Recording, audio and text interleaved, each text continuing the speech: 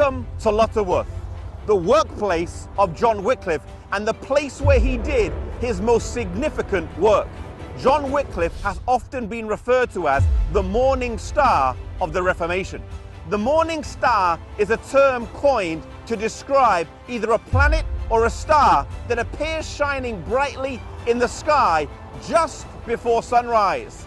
John Wycliffe lived around 150 years before Martin Luther, John Calvin, Zwingli, and the later English reformers, but the work that he did was key in paving the way for them.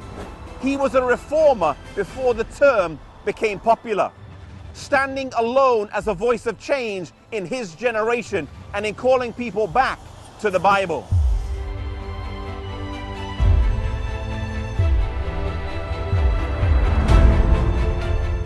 Educated at Oxford University, he was a scholar and an unrivaled debater. It was whilst he was a student that he first incurred the displeasure of Rome in denouncing the friars and their lazy lifestyle. He was a champion of civil and religious liberty.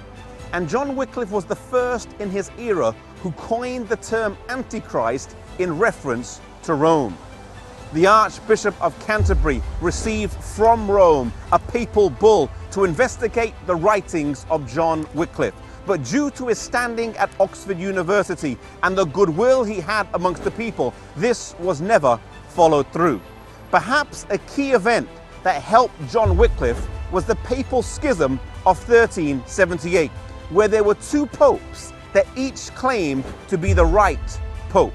And so amidst this confusion, John Wycliffe was left in a state of relative peace to carry on the work that he was called to do.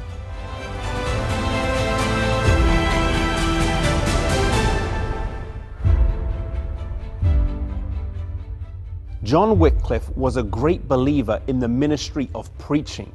He trained men who were known as the Lollards and sent them out all over the country preaching the gospel.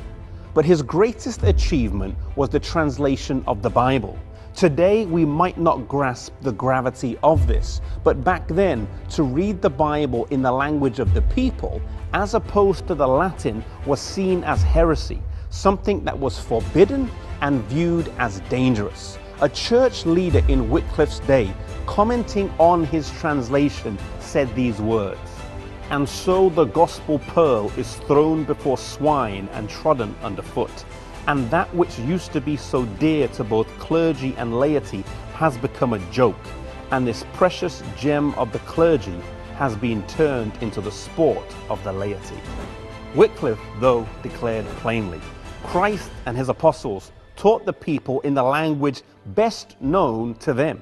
It is certain that the truth of the Christian faith becomes more evident the more the faith is known. Therefore, the doctrine should not only be in Latin, but in the common tongue.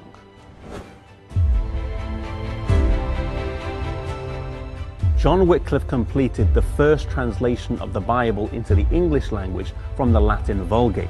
It was not a translation that was without fault, but this Bible shed light where previously there had been only darkness. The Bible once read could do only one thing: pierce through the spiritual darkness that was covering England and Europe at the time. The beams of light began to shine now.